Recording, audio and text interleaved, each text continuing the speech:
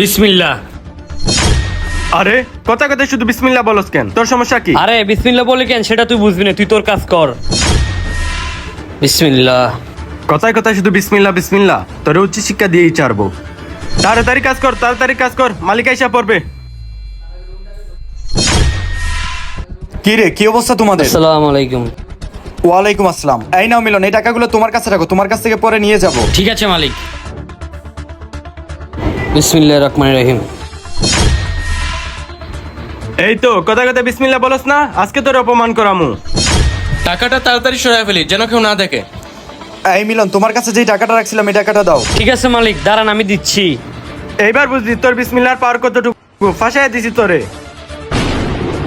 বিসমিল্লাহ। এই নেন মালিক আপনার টাকা। এটা কেমনে সম্ভব? হে আল্লাহ, আপনি আমাকে মাফ করে দেন। বিসমিল্লাহ লিখে যাবেন।